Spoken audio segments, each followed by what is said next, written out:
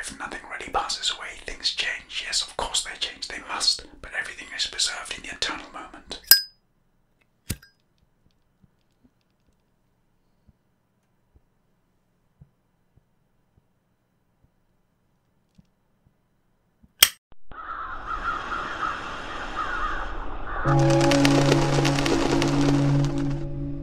What do Limbo and Inside have in common? Well, they're both by Playdead, and they're both 2D side-scrolling monochrome puzzle platformers with an oppressive theme of helplessness in a world that is out to kill you.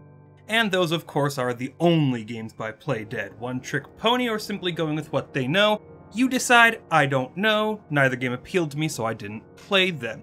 And don't get me wrong, I have no qualms with the art style. I myself work a lot in grayscale, and I was raised on 2D platforming and puzzles.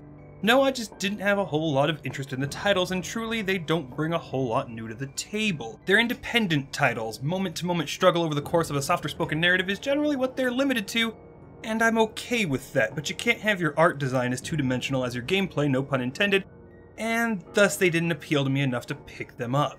Enter Tarsier Studios, known for Little Big Planet DLC, the third installment of a Little Big Planet, the Vita installment. Some game called Tearaway and Ragdoll Kung Fu, a game that was interesting for all of 45 seconds.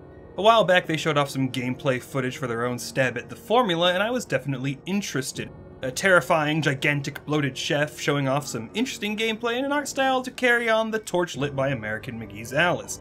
I didn't pre-order because it was too much of a gamble, and I didn't buy day one because I completely forgot about it. So luckily I don't have a whole lot of baggage coming into this one, so let's go ahead and take a look at Little Nightmares.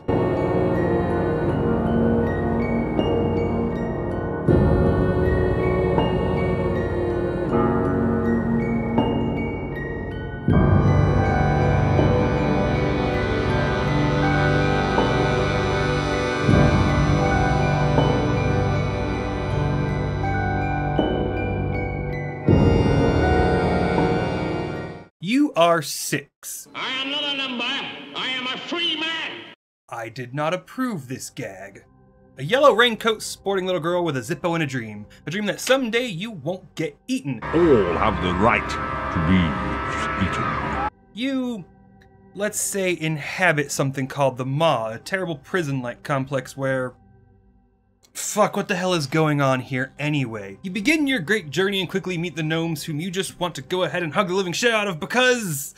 Small, stupid, and cute are cheap ways to foster endearment and attachment. From the get-go, the place is dark and blatant suicide is already on the plate. I've been hanging around this town on the corner. They waste no time letting you know that you are not the only miserable person around here. It's not long before we meet the first layer of what's going on in our first adversary.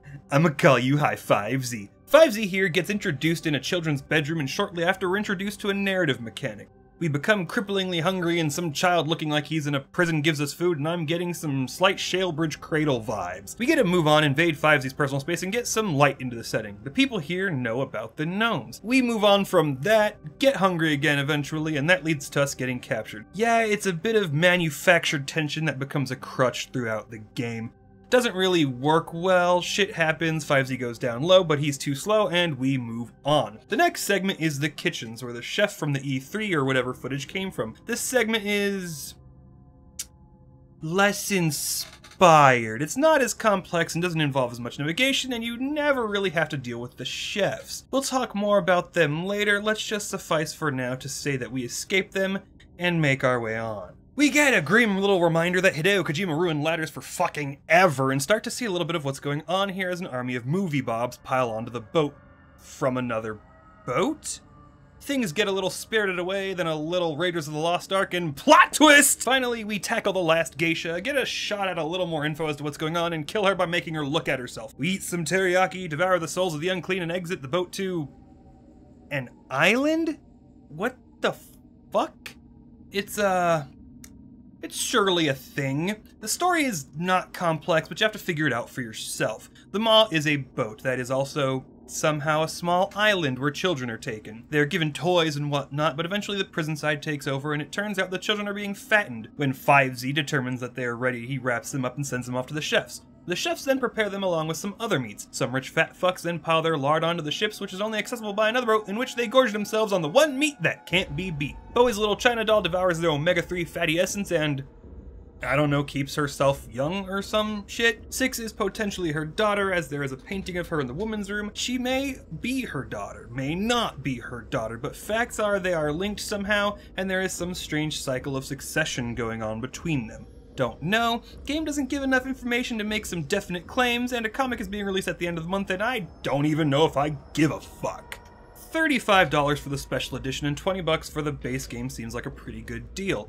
But right away I gotta say, it's not. I can't stand that my first inclination when it comes to pricing on short games is to compare it to movies, but frankly, I got nothing better. For the cost of this game, I could watch 3 movies at most theaters, more at a local one by me, or buy a Blu-ray that's the same length and quality each time through. I said in a channel update that I wanted to run through the game a couple more times, and there's good reason for this. Little Nightmares took me 2 hours and 45 minutes on my first run through. That includes deaths and floundering around trying to figure out what I'm supposed to be doing. My next run shaved off an hour.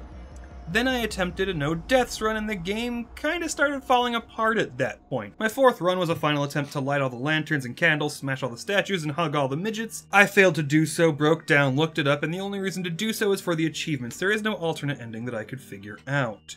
The theming is coherent, but doesn't bring much of its own identity to the table. The soundtrack, for example, is so soft-spoken you could be excused for mistaking it as absent entirely. The art style is incredibly reminiscent of Alice, but never takes its own direction. Even the mechanics of gameplay are nothing I haven't played at least twice before, and if you've played Limbo and Inside, you'll probably find it's played out by this point. It's one of those situations where I'll honestly be surprised if anyone remembers this game at the end of the year. It's front-loaded as all hell and peters out insanely quickly for how short it is. High Five Z is an ever-present threat, and you spend 90% of the chapter trying to avoid him. He's mobile and follows you around and is a real threat.